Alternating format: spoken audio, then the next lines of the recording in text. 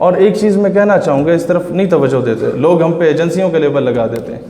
آپ لوگوں کو، نوجوانوں جو ایف ایس سی کر رہے ہیں، آپ لوگ گھسو افواج پاکستان میں. آپ لوگ بی ایس سی کر چکے ہو تو سی ایس ایس کا امتحان دو. بیٹا یہ آپ لوگوں کو جب تعلیمی اداروں میں پروفیسر ہود بھائی جیسے 3rd کلاس پروفیسرز پڑھائیں گے اور میڈیا پر باغی کے نام کا ڈرامہ چلا کے قندیل بلوچ کو آئیڈیلائز کریں گے تو قوم کی بیٹی کبھی رابعہ بصری نہیں بنتی. سسٹم کو کون چینج کرتا ہے؟ منسٹر چینج کرتا ہے؟ نہیں. آج تک سچ تو بتایا نہیں گیا، بیوروکریٹ کرتا ہے. آج تک اسلامی تعلیمی نظام کیوں نہیں آیا؟ میں وہ جذباتی یا روایتی باتیں نہیں کر رہا، آج میں سمجھانا چاہتا ہوں. آپ کا سب سے پہلا جو فورن منسٹر تھا سر ظفر اللہ جیسے کہا جاتا ہے، وہ 3rd کلاس آدمی قادیانی تھا. اور اسد اللہ شخص ایک جو یہودی تھا بعد میں مسلمان ہوا. قائد اعظم نے کہا کہ جو مسلمان ہوتے ہیں حضرت صاحب، وہ تو مسلمان گھر میں پیدا ہوتے ہیں، انہیں تو اتنا مذہب کا نہیں پتہ ہوتا، جو ماں باپ بتاتے ہیں وہ کرتے ہیں. تم کیونکہ یہودی تھے، تم اسلام کو سوچ سمجھ کر ہی قبول کیا ہوگا، پڑھا ہوگا، لہٰذا تعلیمی نظام، اسلامی تعلیمی نظام تم نے متعارف کرانا ہے، وہ ترتیب دو. اس نے کہا مجھے 1 سال کا ٹائم دیجیے. اتنے میں قائد اعظم انتقال فرما جاتے ہیں. لیاقت علی خان وزیر اعظم آتا ہے، اور ظفر اللہ کو جب یہ خبر پہنچتی ہے نا کہ بھئی اسد اللہ صاحب تو اسلامی نظام تعلیم متعارف کرانے، ہم تو کافر قرار دے دیے جائیں گے، ہم تو منکر ختم نبوت کے.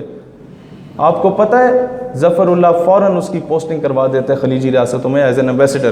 وہ روتا رہتا ہے کہ میری پوسٹنگ نہ کراؤ، آنے والی نسلیں تباہ ہو جائیں گی. وہ کہتا ہے نہیں، تمہیں جانا ہوگا. اور وہ جاتا ہے تو سب سے پہلے اس کی لائبریری کو آگ لگا دی جاتی ہے. یہ جو حدیبیہ مل کے ریکارڈ جلے ہیں نا، اس کی تاریخ وہ 1948 سے شروع ہوئی تھی. آپ کی حکومت بیوروکریٹ چلاتا ہے، منسٹر 5 سال کے لیے آتا ہے. بیوروکریٹ، یہ چیف سیکریٹری ساری زندگی کے لیے آتا ہے. میں یہ ٹیکنیکل باتیں اس لیے کروں کہ نوجوان زیادہ موجود ہیں. نوجوانوں سی ایس ایس کا امتحان دو، بھیس بدل کے جاؤ، ان کے درمیان میں گھسو. جب تک سسٹم میں گھسو گے نہیں، تبدیلی نہیں آ سکتی اس طرح. نہیں تو کل کو امریکہ آج تو ہمیں تقسیم کر رہا ہے نا فرقہ واریت یا لسانیت کی بنیاد پہ، آج تو انڈائریکٹلی ہم پہ قبضہ کیا ہوا ہے. اپنے اس نے ٹاؤٹ بٹھائے ہوئے ہیں ہمارے اوپر، اور ہر ادارے میں بٹھائے ہوئے ہیں معذرت کے ساتھ. یہ فرشتے حضرات اگر سن رہے ہیں سنتے رہیں، ہر ادارے میں بٹھائے ہیں. بات یہ ہے دوستان ذی وقار، کل کو امریکہ ڈائریکٹلی آپ پہ آ کے قابض ہو جائے گا. پھر آپ صرف اس قابل رہ جائیں گے کہ گھر کے باہر امریکہ مرد آباد، امریکہ مرد آباد لکھ سکیں گے اور کچھ نہیں کر سکیں گے. لہٰذا آج بچوں کی تربیت کریں اور ان کو افواج میں بھیجیں، پولیس میں بھیجیں، ڈسٹرکٹ مینجمنٹ گروپس میں بھیجیں. کل کو سسٹم تب تبدیل ہوگا. اداروں میں اپنے آپ کو مضبوط کریں. قادیانی آج ہر ادارے میں موجود ہیں. آپ کو بہتر پتہ ہے کہ 12 ربیع الاول کے جلوس پہ چکوال میں جب اٹیک کیا گیا، ہمارے مسلمان شہید ہوئے، انہی کے لواحقین کو جیل میں ڈال دیا. پتہ چلا پیچھے 2 قادیانی آفسرز موجود تھے. تو ایسے لوگ، میں جنرل قمر جاوید باجوہ سے بھی یہ مطالبہ کرتا ہوں کہ جناب جو آفیسرز پکڑے ہیں سی آئی اے کو انفارمیشن لیک کرنے والے، ان کو سرعام پھانسی دی جائے تاکہ باقی نشان عبرت حاصل کریں. کوئی ایسی حرکت کرنے کے پہلے تائید کرتے ہیں آپ لوگ. تو دوستان ذی وقار، جو سب سے زیادہ مسئلہ بنتا ہے یہ وومنائزنگ، یہ عورت کے پیچھے پڑ جاتے ہیں، یہ شراب کے پیچھے پڑ جاتے ہیں. ہر مقتدر ادارے میں کئی ایسے لوگ موجود ہیں. آج ہمیں ضرورت ہے کہ ہمیں اپنے افواج کا ساتھ دینا ہے، لیکن درمیان میں ہر ادارے میں موجود غداروں کو نکالنا ہے، چاہے وہ حکومت میں ہو، چاہے وہ کوئی منسٹر ہو، چاہے کوئی وزیر ہو، چاہے کوئی مشیر ہو. اور اب یہ میں صرف 1 منٹ چاہوں گا، یہ درس ہمیں کس نے دیا ناموس رسالت کا؟ لوگ آپ سے پوچھتے ہیں نا، او جی مولویوں پیچھے پہ گئے ہو. انہوں نے بولا نہیں جی، ہم یہ درس قائد اعظم نے دیا تھا. غازی علم الدین شہید کا کیس قائد اعظم نے لڑا تھا. ہمیں یہ درس علامہ اقبال نے دیا تھا. غازی علم الدین ڈیفنس کمیٹی علامہ اقبال نے بنائی تھی. قائد اعظم جیل میں جاتے ہیں اور کہتے ہیں علم الدین تم ایک مرتبہ کہہ دو میں نے گستاخ کو جب قتل کیا تو میں ہوش میں نہیں تھا، تو میں تمام ثبوتوں کی روشنی میں تمہیں رہا کروا سکتا ہوں. علم الدین تاریخی جواب دیتا ہے، جناب والا زندگی چ پہلا کم کیتا ہے جڑا ہوش چ رہ کے کیتا ہے. پھر اب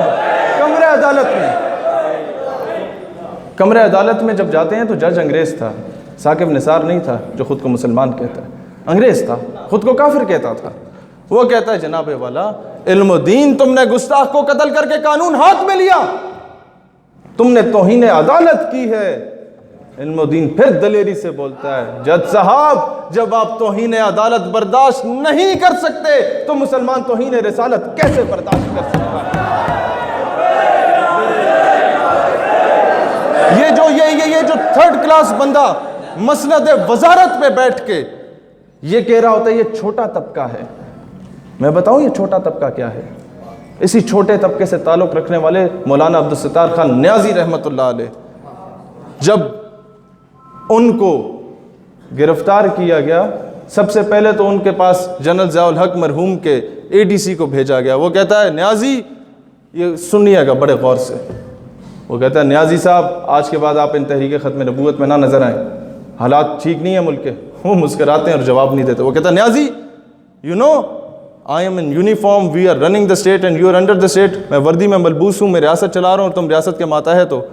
نیازی صاحب کہتے ہیں بیٹا میں جانتا ہوں تم وردی میں ہو، you are in uniform, you are running the state and I am under the state, but listen, I was in uniform when you were in liquid state۔ سمجھیں کہ میں اس وقت تحریک پاکستان میں پاکستان کا جھنڈا لیے اٹھایا تھا، تب میں وردی میں تھا جب تم پیدا بھی نہیں ہوئے تھے۔ یہ تھا چھوٹا طبقہ۔ کمرہ عدالت میں لے کے جاتے ہیں، جج بڈھا نہیں تھا ثاقب نثار کی طرح، جوان سا تھا، نیا نیا آیا تھا۔ وہ کہتا ہے نیازی میں نے تمہارے ریکارڈ اٹھائے، تمہاری ساری زندگی تحریکوں میں گزری ہے، طنز کرتا ہے۔ نیازی صاحب کہتے ہیں مسکرا کے بیٹا اگر تمہاری زندگی، اگر تم نیازی کی زندگی تحریکوں میں نہ گزرتی تو تم آج اس کرسی پہ نہ بیٹھے ہوتے، کسی تھڑے پہ پکوڑے بیچ رہے ہوتے۔ یہ تھا چھوٹا طبقہ۔ اور یاد رکھو میں خیبر پختونخوا میں ہوں، ماؤں کی تربیت، پھر آپ لوگوں نے جو بچوں کی تربیت کرنی ہے۔